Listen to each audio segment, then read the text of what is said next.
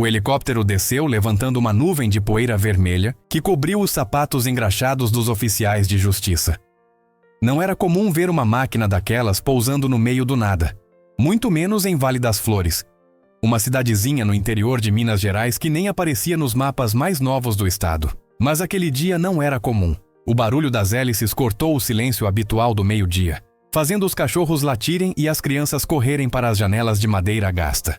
De dentro da aeronave não saiu um político ou uma celebridade, mas sim um homem algemado, de cabeça baixa, escoltado por policiais federais. O povo que se aglomerava na praça central prendeu a respiração. Aquele homem era Miguel, o filho pródigo da cidade, o visionário que prometera transformar aquele pedaço de terra esquecido em um paraíso autossustentável. A cena era de cortar o coração. Dona Elza, a professora aposentada que ensinara Miguel a ler, levou as mãos à boca, segurando um grito.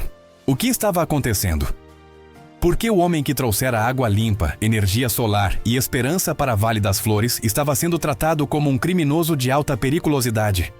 O oficial de justiça, com um papel trêmulo nas mãos, começou a ler uma ordem de despejo e confisco de bens. A acusação era grave. Desvio de verbas e construção ilegal em área de preservação. Mas quem olhava para os rostos dos moradores via outra verdade. Eles não viam um criminoso. Viam o homem que, 5 anos antes, chegara ali apenas com uma mochila e um sonho impossível. Miguel não olhou para ninguém. Seus olhos estavam fixos no chão de terra batida que ele tanto amava. Ele sabia que aquele momento era o preço de sua ousadia. Tentar mudar o sistema, tentar provar que uma comunidade podia viver sem depender das migalhas do governo, tinha um custo alto, e a conta havia chegado. Enquanto o levavam para a viatura que aguardava ao lado do helicóptero, um silêncio pesado caiu sobre a praça. Ninguém se moveu. Ninguém protestou. O choque paralisou a todos. Mas, no fundo dos olhos de Dona Elza e de tantos outros ali, uma faísca começou a brilhar. Aquilo não era o fim. Era apenas o começo da maior provação que Vale das Flores já enfrentara. Parte 2. Para entender a dor daquele momento na praça, precisamos voltar no tempo. 5 anos antes, Vale das Flores era uma cidade fantasma. Os jovens tinham ido embora para as capitais em busca de emprego. As terras estavam secas e as casas abandonadas. Foi quando Miguel retornou. Ele havia saído dali menino e voltava homem feito, engenheiro agrônomo formado, com uma ideia que muitos chamaram de loucura. Ele não queria apenas plantar. Ele queria criar um sistema onde a cidade produzisse sua própria energia, reciclasse sua água e onde o lucro da colheita fosse dividido igualmente entre todos que trabalhassem a terra. No início, riram dele. O prefeito da época, um homem acostumado com a velha política do "toma lá, dá cá", disse que Miguel duraria 1 mês. Mas Miguel tinha algo que o dinheiro não comprava: paciência e uma capacidade de ouvir. Ele passava as tardes na varanda de seu Zé, ouvindo histórias sobre como o rio corria antigamente, e as noites desenhando projetos à luz de velas. Aos poucos, a desconfiança deu lugar à curiosidade. O primeiro a se juntar a ele foi justamente seu Zé, que cedeu um pedaço de terra improdutiva para o primeiro teste de plantio agroflorestal. Quando os primeiros brotos verdes romperam a terra seca, algo mudou no ar da cidade. Não era apenas a planta que crescia, era a autoestima de um povo que se acostumara a ser esquecido. Miguel trabalhava de sol a sol, com as mãos calejadas e o sorriso fácil. Ele não dava ordens, ele pedia ajuda, e a ajuda veio. As mulheres organizaram uma cozinha comunitária, os homens reformaram o galpão antigo para armazenar a colheita. Em 6 meses, Vale das Flores tinha sua primeira feira orgânica. O dinheiro começou a circular, pouco, mas honesto. E o mais importante, as pessoas voltaram a olhar nos olhos umas das outras com orgulho. Parte 3. O sucesso de Vale das Flores começou a incomodar. Cidades vizinhas que ainda viviam sob o jugo de coronéis e promessas vazias olhavam com inveja para a luz que brilhava ali. Miguel recebia visitas estranhas, homens de terno que ofereciam parcerias, que na verdade eram tentativas de comprar o projeto e privatizar o lucro. Miguel recusava todas. "O legado é da cidade, não meu", ele repetia. Essa integridade, tão rara, tornou-se sua sentença. Rumores começaram a circular. Diziam que ele era um agitador, que o dinheiro vinha de fontes ilegais, que ele estava fazendo lavagem cerebral no povo. A pressão aumentou quando a grande mineradora da região descobriu que o lençol freático que abastecia o projeto de Miguel era o mesmo que eles queriam explorar. As ofertas de compra se transformaram em ameaças veladas. Carros pretos rondavam a casa de Miguel à noite. Mas ele não recuou.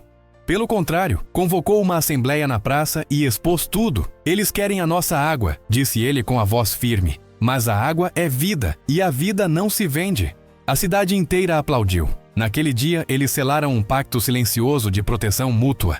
Foi nesse clima de tensão que a denúncia anônima foi feita. Uma papelada forjada, assinaturas falsificadas e testemunhas compradas construíram a narrativa de que Miguel era um fraudador. Ele sabia que o cerco estava se fechando. Na noite anterior à chegada do helicóptero, ele visitou Dona Elza. Entregou a ela um caderno grosso, cheio de anotações e desenhos. "Se algo acontecer comigo", ele disse, segurando as mãos enrugadas da professora. "O projeto está todo aqui. Não deixem que morra." Dona Elza chorou, sentindo o peso da despedida. Ela sabia que ele estava se sacrificando para proteger a todos. Parte 4. A prisão de Miguel foi um golpe brutal. Nos dias seguintes, a cidade parecia ter perdido a cor. O projeto parou. As máquinas da mineradora começaram a chegar nas bordas da cidade, como abutres esperando a hora de atacar. O medo se instalou. "Sem o Miguel, não somos nada", diziam alguns, prontos para desistir. Mas foi aí que o verdadeiro milagre aconteceu. Não o milagre da tecnologia ou da agricultura, mas o milagre humano. Dona Elza, com seus 70 anos e o caderno de Miguel debaixo do braço, foi até o galpão. Ela abriu as portas, pegou uma vassoura e começou a varrer. O som da vassoura no chão de cimento ecoou pela rua deserta. Logo, seu Zé apareceu com sua enxada. Depois, a Maria da padaria trouxe café. Um a um, os moradores foram chegando. Não precisaram de discursos ou convocações. Eles entenderam que esperar por um salvador era o erro. Eles eram a salvação. Miguel havia plantado a semente, mas as raízes eram eles. Naquela tarde, sem o líder, a comunidade trabalhou mais do que nunca. Eles organizaram turnos de vigília para impedir a entrada das máquinas da mineradora. Eles reativaram a irrigação. Eles decidiram que Vale das Flores não voltaria a ser fantasma. A notícia da resistência pacífica se espalhou. Jornalistas independentes começaram a chegar, atraídos pela história da cidadezinha que desafiava gigantes. As imagens dos idosos e crianças de mãos dadas, bloqueando a estrada para as escavadeiras, viralizaram na internet. A narrativa que tentaram criar contra Miguel começou a ruir.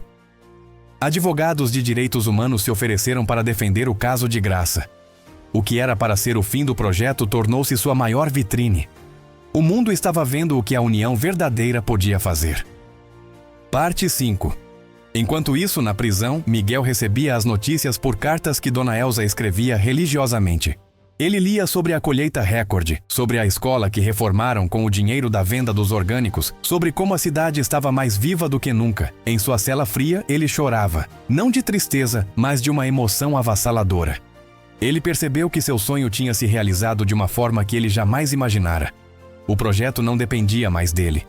Ele havia se tornado desnecessário, e essa era a sua maior vitória. O julgamento foi marcado para um ano depois da prisão. O tribunal na capital estava lotado, mas não eram apenas curiosos. Eram ônibus e mais ônibus que saíram de Vale das Flores na madrugada. A cidade inteira foi testemunhar. Quando Miguel entrou no tribunal, magro e pálido, mas com um olhar sereno, todos se levantaram em silêncio. O juiz, um homem severo, tentou manter a ordem, mas a energia no recinto era palpável. As testemunhas de acusação gaguejavam, contradiziam-se. A farsa estava evidente. A defesa apresentou o caderno de Dona Elza. Não como prova técnica, mas como prova de vida. Cada página mostrava o cuidado, a legalidade e o amor colocados naquele solo. O promotor tentou argumentar sobre tecnicalidades, mas contra a realidade de uma cidade transformada, os papéis forjados não tinham força. O momento decisivo foi quando Dona Elza pediu a palavra. Com a voz trêmula, mas firme, ela disse ao juiz: "Excelência, este homem não construiu prédios, ele construiu gente. Se isso é crime, prenda a cidade inteira, porque somos todos cúmplices desse sonho." Parte 6. A absolvição não veio fácil, nem rápida. Foram dias de deliberação. Mas quando o martelo bateu, declarando a inocência de Miguel e a anulação das acusações por falta de provas consistentes, o grito que ecoou no tribunal foi ouvido na rua. Miguel foi abraçado por centenas de braços, mas algo havia mudado. Ele não era mais o líder messiânico. Ele era apenas mais um membro da comunidade. Ao voltar para Vale das Flores, não houve festa com fogos ou discursos políticos. Houve um jantar comunitário, com comida feita da terra que eles defenderam. Miguel recusou o cargo de prefeito que lhe ofereceram. Ele preferiu voltar para a terra, trabalhar lado a lado com seu Zé. Ele entendeu que o legado não era o sistema de irrigação ou os painéis solares. O legado era a consciência de que, juntos, eles eram invencíveis. A mineradora recuou, percebendo que a batalha de relações públicas estava perdida. Vale das Flores tornou-se um modelo estudado por universidades, um exemplo de que o desenvolvimento não precisa destruir para existir, mas a vida cobra seu preço. Os anos de estresse e a prisão deixaram marcas na saúde de Miguel. Ele envelheceu rápido, caminhava mais devagar, a respiração às vezes falhava. No entanto, ele nunca pareceu tão feliz. Ele passava as tardes sentado no banco da praça, vendo as crianças brincarem em um jardim que antes era terra batida. Ele sabia que seu tempo estava acabando, mas não havia medo, havia apenas a certeza tranquila de dever cumprido. Parte 7. Numa manhã de outono, 5 anos após sua libertação, Miguel não apareceu para a colheita. Foram encontrá-lo em sua pequena casa, sentado na poltrona, com o caderno de anotações no colo e um sorriso suave no rosto. Ele havia partido durante o sono. A notícia correu a cidade, mas não houve desespero. Houve uma tristeza doce, uma saudade antecipada. O funeral de Miguel foi o maior evento da história da região. Pessoas vieram de longe, não para ver um herói, mas para agradecer a um amigo. Dona Elza, agora muito velhinha, leu a última página do caderno que estava no colo dele. Eram apenas 2 frases.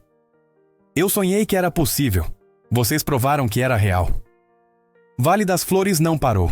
No dia seguinte ao enterro, a feira aconteceu normalmente. As crianças foram para a escola. A vida seguiu, pulsante e forte. O túmulo de Miguel não tem estátua, apenas uma árvore de ipê amarelo que ele mesmo plantou anos antes. Hoje, quem visita a cidade sente algo diferente no ar. Não é apenas o cheiro de terra molhada ou das flores que dão nome ao lugar. É uma sensação de pertencimento. O projeto Legado não morreu com seu criador. Ele se dissolveu no sangue de cada morador. Miguel ensinou que o verdadeiro líder não é aquele que faz tudo, mas aquele que ensina que todos podem fazer tudo. E assim, numa cidadezinha esquecida de Minas Gerais, o espírito inabalável de um povo continua a florescer, provando que o sonho de uma pessoa pode sim mudar o mundo, desde que esse sonho seja sonhado junto. Conclusão final. A história de Miguel e Vale das Flores nos lembra que o verdadeiro poder não reside em grandes cargos ou fortunas, mas na capacidade humana de se unir por um bem maior. O legado que deixamos não é o que construímos de concreto, mas o que plantamos no coração das pessoas que ficam. A resiliência daquela comunidade prova que, mesmo diante da injustiça e do medo, a esperança coletiva é uma força indestrutível. Se essa história tocou você de alguma forma, peço que se inscreva agora no canal História para Emocionar.